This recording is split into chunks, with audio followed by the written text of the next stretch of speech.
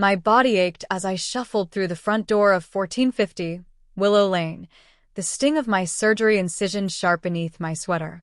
11 days at St. Mary's Medical Center, 11 endless days battling an infection that nearly claimed me, wrestling with the dread of not waking up, and enduring the sterile loneliness of those white walls. Not one visitor. Not my son, Daniel. Not a single call from Sarah, his wife. When the doctor handed me my discharge papers, I had to beg a nurse to call a cab. No one was waiting. No one. I stepped inside, clutching my small bag of hospital belongings, hoping for a note, a warm meal, some sign of care. Silence greeted me. Then shock. In the kitchen, a sleek, modern refrigerator stood next to my old, faithful one. It gleamed like an intruder, out of place in my modest home. Daniel sauntered out of the family room, beer in hand, casual as ever. Sarah trailed behind, clutching adhesive labels and a marker. They didn't even look at me. "What's this?"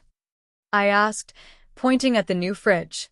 "It's ours, Mom," Daniel said, taking a slow sip. "For our stuff." "Ours?" I echoed, stunned.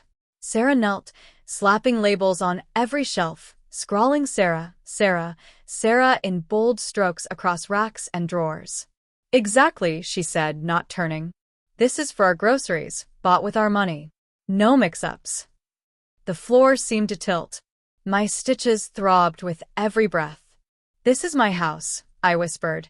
Daniel chuckled, dry and cold. "Sure, Mom. But we live here too. Your pension barely covers basics. We need better." Sarah stood, admiring her labeled kingdom. "No offense, Margaret. It's practical. You buy yours, we buy ours." Mix-ups. My voice cracked. "I've never denied you anything from my fridge." "We know," Daniel said, crushing his can. "But this is fairer. More organized." Fair. The word burned. I glanced at my half-empty fridge, then at theirs, brimming with premium meats, imported cheeses, and fine wines. "We have standards," Sarah added, opening their fridge to flaunt its contents. "No offense." "No offense." As if that erased the venom. Daniel patted my shoulder. "Relax, Mom. You're not young anymore. Your pension's thin. We deserve more."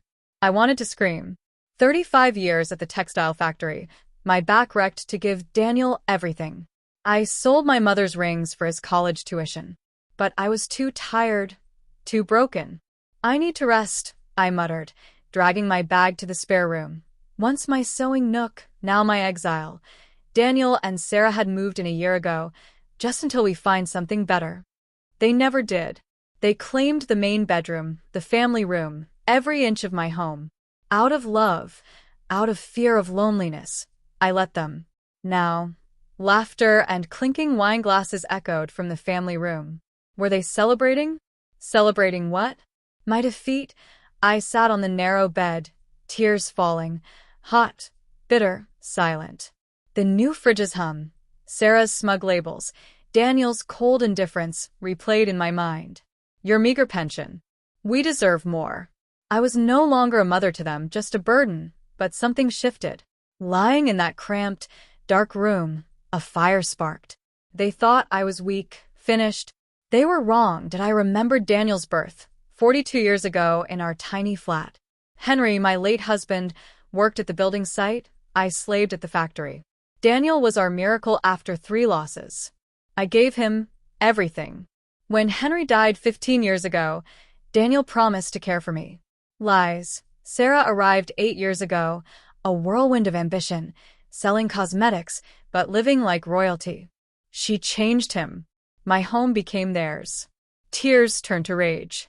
Staring at the cracked ceiling, I heard their laughter, the fridge's hum, their victory. But morning would come. They'd see who Margaret Thompson truly was. I wasn't the frail, old woman they mocked. At 68, after a lifetime of sacrifice, I'd show them. Their mistake would cost them everything. The spare room was a claustrophobic cage, its twin bed sagging under me at 1450 Willow Lane. My surgery stitches throbbed, a cruel reminder of 11 days fighting for my life at St. Mary's Medical Center. No visitors, no calls. Not from my son Daniel. Not from his wife Sarah. Back home, I faced their gleaming new fridge in the kitchen, its shelves branded with Sarah, Sarah, Sarah, a testament to their disdain. Their words, your meager pension, we deserve more, cut deeper than any incision. Sarah's arrival 8 years ago was a storm. Her designer outfits, nails perfected at the elite beauty lounge, and calculating eyes sized me up from day one. She's intense, I told Daniel, masking my unease. You're jealous, Mom, he shot back. Sarah's everything I need. Jealous? No, wary. But he was deaf to me. 6 months later, they married in a lavish ceremony at Silver Star Casino.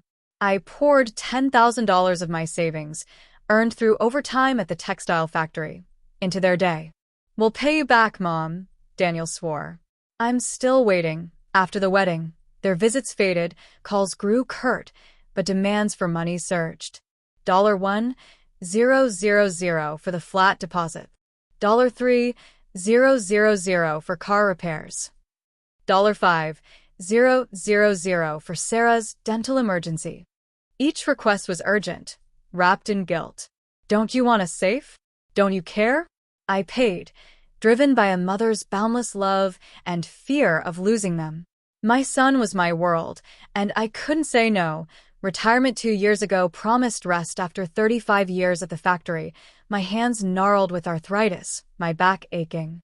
My $800 pension and this paid-off house, Henry's legacy, were my sanctuary. Then the pandemic hit. Daniel and Sarah lost their jobs and arrived with suitcases. Temporary, Mom, they said. A year later, they'd colonized my home. They started strong, covering groceries and bills. Then contributions stopped. Sarah bought new clothes. Daniel ordered craft beers. They dined out while I ate eggs and toast. They claimed the main bedroom. The spare room's cozier, Mom.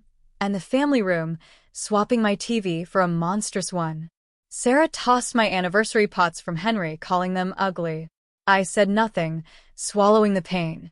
Their demands grew ruthless. $2,000 for a job course. $1,000 for Sarah's phone. $4,000 for credit cards. Hesitation sparked venom. Any mother would help, Daniel sneered. Sarah's smile was colder. We'll care for you one day, Margaret. Be generous now. My $30,000 savings, decades of sacrifice, vanished in 2 years, spent on their luxuries. 3 months ago, I checked Henry's emergency account. $8,000, my last lifeline. Empty. I paid debts, Mom. Daniel mumbled, eyes on his phone. You gave me access years ago. Did I? Trust blurred memory. Debts for what? I pressed. Just stuff, he shrugged. I wept for Henry, for my lost son, for my naivety.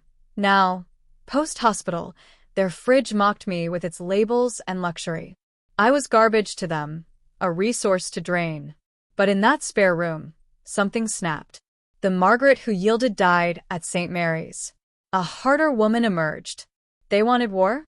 They'd get one at 5 a.m. The house was silent. I crept to the kitchen. My fridge held milk, eggs, stale bread. Theirs overflowed, steaks, wines, cheeses, bought with my money. Rage burned.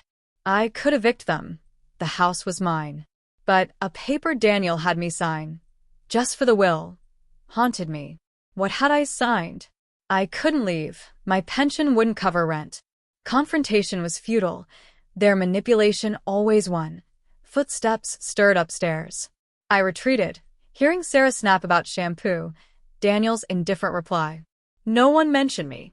In the dark, I planned. Tomorrow, they'd meet Margaret Thompson. Not the broken mother, but the woman who'd fight back. My revenge was coming. No one checked on me after 11 days at St. Mary's Medical Center. To Daniel and Sarah, I was invisible. At 9 a.m., the front door slammed. Their car roared away. I waited 10 minutes, ensuring they wouldn't return, then crept from the spare room at 1450 Willow Lane. The house was chaos, dirty dishes, clothes strewn across the family room, food wrappers everywhere. Smoked salmon and cream cheese remnants sat on the counter, drawing flies. I cleaned on autopilot, a lifetime of tidying their messes. Through the kitchen window, I saw Clara Wilson, my 71-year-old neighbor, watering her backyard. Widowed, alone, yet radiant with peace. 20 years of polite nods, never closeness, but her joys sparked envy in me. She had dignity. I'd lost mine. Clara caught my gaze, waved, and, unexpectedly, walked to my door. I hesitated, ashamed of my broken state, but opened it. "Margaret, you're back from the hospital," Clara said warmly. "How are you?" The question cracked something inside me. "Getting by," I lied. Her wise eyes lingered, then flicked to the 2 fridges. "That's new," she said, voice neutral. "For Daniel and Sarah's things," I mumbled, shame burning. Clara paused, reading the Sarah labels. "Margaret, I need to say something," Clara began, her tone firm yet kind. "I hear them through the walls, how they speak to you." My throat tightened. "Last night, when you returned, I heard it all. The fridge, your pension, their cruelty." Tears spilled. Clara took my hand. "After you slept, they toasted with wine. Sarah said, she won't last long. This house, $200,000, will be ours to sell." Daniel laughed. "I hope she hurries up. I'm tired of pretending." The words shattered my last illusions. My son, my miracle, wished me gone. "There's more," Clara said. 2 weeks ago, Daniel left First Community Bank with papers, looking nervous. "Sarah gets expensive packages, boxes, when you're not here." My mind raced. What were they hiding? "You need to investigate," Clara urged. "This is worse than you think." "I don't know where to start," I admitted. "I'll help," Clara said. "My friend Edward Harper, a retired lawyer, handles cases like this. Family abuse." Abuse. The word fit perfectly. "Will you meet him?" she asked. I thought of Daniel's betrayals, Sarah's venom. "Yes," I said, voice steady. "He'll come at 3 o'clock, Clara confirmed, dialing Edward. "Bring bank statements, anything you've signed." Her hug, warm, maternal, eased years of loneliness. "You're not alone, Margaret." After Clara left, the fridges weren't just symbols of shame. They were evidence. I scoured the house, starting in the main bedroom, now Daniel and Sarah's. It reeked of Sarah's perfume, unmade bed littered with clothes. Boxes lined the walls, luxury brands, shoes, purses. In the closet, dresses with tags, Daniel's suits, a fake Rolex. Thousands spent while they claimed poverty. And Daniel's nightstand. I found receipts. $500 lost at Silver Star Casino, restaurant bills, online splurges. Sarah's drawer held credit card statements. $20,000, $8,000, $5,000 in debt. Then, a statement in my name, Margaret Thompson. A $10,000 credit limit, $9,950 balance. Charges for furniture, electronics, travel, none mine. My hands shook. They'd stolen my identity. The betrayal burned. My $30,000 savings, Henry's emergency fund, all gone. 6 months ago, Daniel had me sign a paper. Just for the will. Had I signed away my house? Fear and fury collided. At 3 o'clock, Edward would help me uncover their scheme. They thought me weak, a resource to drain. They were wrong. Margaret Thompson was waking up, and their reckoning was near. My hands trembled as I clutched the credit card statement in my name, Margaret Thompson, a $10,000 limit, $9,950 charged for luxuries I never touched. Daniel had forged my signature, committing fraud. In the main bedroom at 1450 Willow Lane, I found more loan documents, contracts, all bearing my name. "Sign here, Mom," Daniel would say. "Just insurance. House registration." I trusted him, my only son, and he buried me in debt. A pending $50,000 home equity loan application against my house. Henry's legacy stopped my breath. It wasn't enough to wait for my death. They wanted my home now. I hid the papers under the spare room's mattress, heart pounding. In the kitchen, I dug through my cookie tin of documents, bank statements, pension receipts. Unauthorized transfers littered the pages. $500, $800, $1,000, totaling $20,000 in 6 months. Streaming services, gym memberships, gourmet deliveries, all in my name, siphoned by Daniel's help with my accounts. The betrayal was meticulous, calculated. At 2:30 p.m., I organized the evidence into a folder. Proof of fraud, theft, elder abuse. At 3 o'clock, Clara Wilson knocked, joined by Edward Harper, a tall, gray-haired retired lawyer with kind eyes. "Margaret, I'm here to help, free of charge," Edward said, shaking my hand. "My mother was exploited by my brother. I do this to honor her." I spread the documents on the kitchen table. Fraudulent credit cards, loan applications, receipts from Silver Star Casino. Edward's face hardened. "This is serious. Identity fraud, theft, elder abuse, forgery. Felonies. Jail?" I asked, torn between dread and justice. "If you press charges," he said. He outlined options. Confront Daniel and Sarah for repayment, unlikely to work. Sue civilly for damages, slow but effective. Or pursue criminal charges, risking jail time for them. The home equity loan loomed. "If approved, you could lose your house," Edward warned. "Tomorrow, we go to First Community Bank. Cancel Daniel's access, freeze your credit, dispute charges. Then, we put your house in a trust." Overwhelmed, I nodded. "Should they stay here?" I asked. "You can evict them," Edward said. "It's your house, but it takes weeks. Or confront them after securing evidence. Document everything," Edward advised. Photos of their boxes, clothes, the labeled fridge. Clara added, "I'll testify. I heard Sarah say you won't last long, that the house, $200,000, will be theirs." Her words, as evidence, could strengthen the case. We planned for 2 hours. Bank visits, legal steps, evidence collection. Clara took my documents to her house for safekeeping. By 5 o'clock, they left. I felt stronger, in control. At 6 o'clock, Daniel and Sarah returned, laughing, arms full of bags from elite stores. My presence in the family room silenced them. "Hey, Mom," Daniel said flat.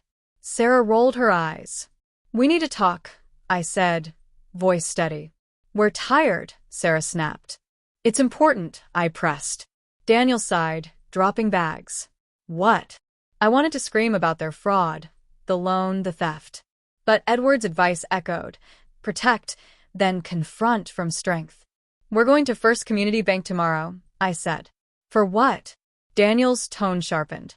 I held his gaze, my resolve hardening. "To fix some things," I replied, cryptic. Sarah scoffed, but unease flickered in Daniel's eyes. Tomorrow, I'd start dismantling their scheme. Margaret Thompson wasn't their victim anymore. She was their reckoning. "I need to check my accounts," I said, standing firm in the family room at 1450 Willow Lane. "Strange charges, large transfers I don't recognize." Daniel's eyes flickered. Fear, guilt, then hardened. "Probably your meds, Mom. Or utilities," he said dismissively. Sarah crossed her arms. "Margaret, don't insult Daniel. He handles your finances because you can't." Her words stung. Useless, incapable. "That's why I want to go to First Community Bank," I countered, steady. "To understand." They exchanged a glance, a silent conspiracy. "I've got a job interview tomorrow," Daniel lied, avoiding my eyes, hands fidgeting. "A tech company. Can't cancel." "Day after, then." I pressed. Sarah muttered, "What a hassle," opening her labeled fridge for a $50 bottle of wine. She poured 2 glasses, none for me. "Check online," she sneered. "Daniel showed you how. He'd never given me real passwords, always using his phone." "I prefer in person," I insisted. Sarah scoffed, sipping wine. "You're ungrateful, Mom," Daniel said, voice cold. "We're here, sacrificing, taking care of you." "Sacrificing? Living in my house, spending my money?" "No one asked you to stay," I said softly. Sarah slammed her glass down. "I'm sick of your martyr act, Margaret. You look at us like we're villains." "I gave you everything," I whispered. She laughed, cruel. A mediocre childhood in a nothing neighborhood. We've worked to overcome your limits. Daniel stayed silent, sipping wine, avoiding my gaze. I broke my back for you, I said, tears rising. The best. Sarah mocked. You gave him guilt, not opportunities. Enough, Daniel mumbled, but didn't stop her. You're a burden, Margaret. Tolerating you is exhausting. My tears fell. If it's such a sacrifice, leave, I said. Daniel's voice turned hard. This is our house too.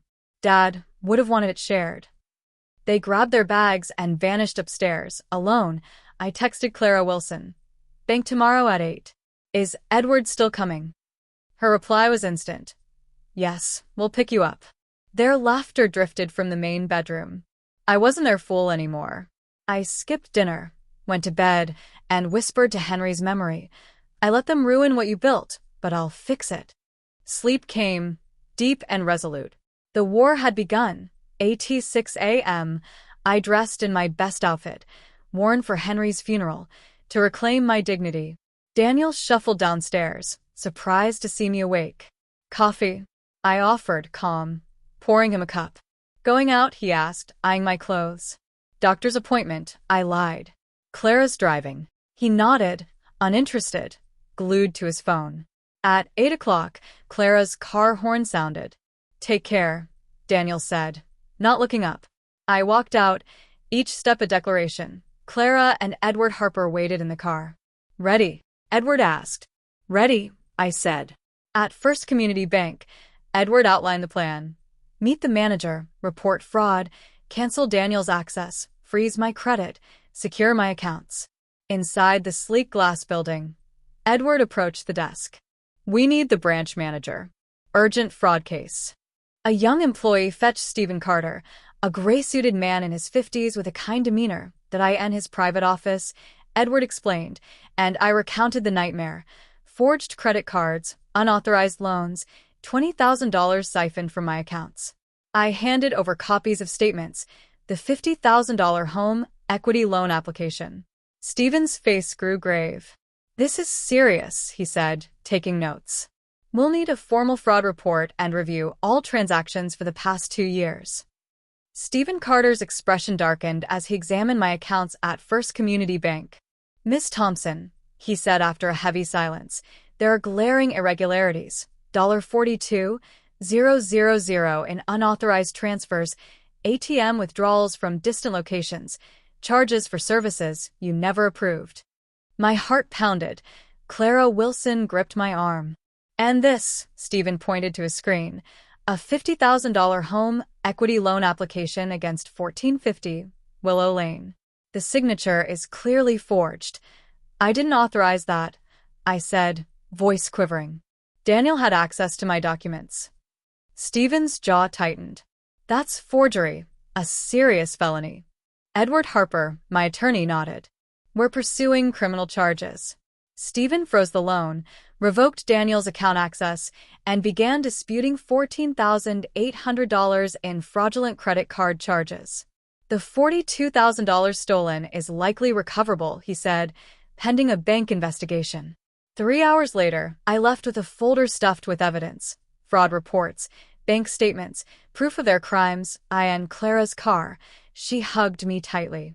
You are incredible, Margaret. Edward's tone was resolute. Next is the confrontation, soon, before they realize you've been to the bank. Watching families pass by, I felt a surge of determination. Tonight, I declared. When they return, Edward's nod was one of respect. We'll be with you. At 1450 Willow Lane, the house was silent. Clara and Edward surveyed the evidence. Sarah's labeled fridge, overflowing with gourmet luxuries, piles of designer boxes in the main bedroom, receipts from Silver Star Casino. Edward photographed everything. This proves they're living off your money, he said. We spent the afternoon preparing, Edward outlining key points, Clara urging me to eat. By 5 p.m., our strategy was airtight. At 6 o'clock, Daniel and Sarah burst through the door, laughing, arms laden with luxury shopping bags. They froze, spotting Clara and Edward in the family room. What's this? Daniel demanded, voice sharp. Sit. I ordered, my tone unyielding. We're talking. Sarah pointed at Edward. Who's he? Edward Harper, Miss Thompson's attorney, he replied, calm but commanding. Daniel's face drained of color. Attorney? Mom, what did you do? I uncovered everything, I said, unwavering. Your fraud, your theft, your lies. Sarah's voice cracked, feigning outrage. What are you talking about? Edward spread out the evidence. A $14,800 credit card in my name, a $5,000 loan to Daniel's account, $42,000 drained over 2 years. You forged her signature on a home equity loan for 1450 Willow Lane, he said. A federal crime. That's a bank error. Daniel shouted. I was going to tell you. When? I snapped. When I lost my home? Sarah stepped forward. You're confused, Margaret. You signed those papers.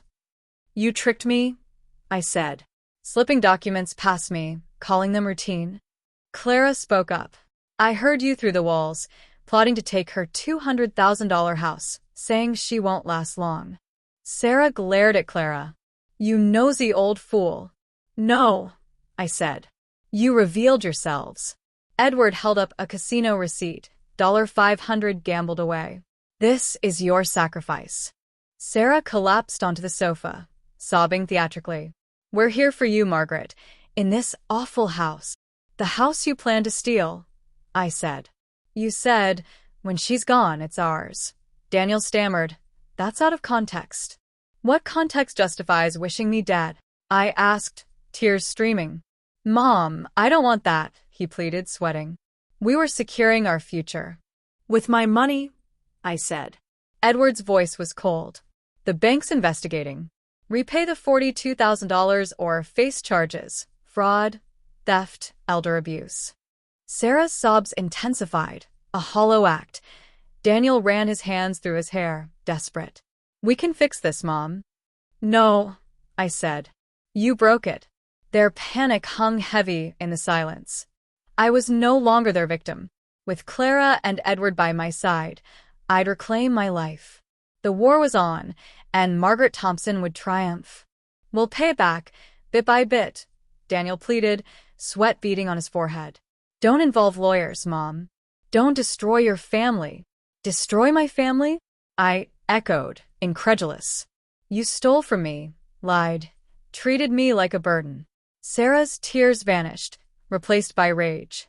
You think we wanted to live in this crumbling house with a pensioner scraping by? Then why stay? I shot back. No one forced you. We had nowhere else. Sarah screamed. Rent's impossible. Jobs are scarce. We had no choice. You had a choice, I said. Not to rob me. Edward Harper, my attorney, stepped in, his voice calm but firm. You have 2 options. First, repay every cent of the $42,000 stolen, plus interest. Leave this house now. Sign a legal agreement admitting fraud and committing to a repayment plan. No criminal charges. Second, we file for fraud, forgery, elder abuse, 5 to 15 years in prison. Silence choked the room. Sarah broke it. We don't have $42,000. Sell your designer clothes, shoes, electronics, Edward said. Everything bought with her money. That won't cover it, she protested. Then get jobs, too, if needed, and pay monthly. Daniel slumped, broken. Mom, are you really doing this to your son? You did this to yourself, I said. You stole, wished me dead. You don't love me.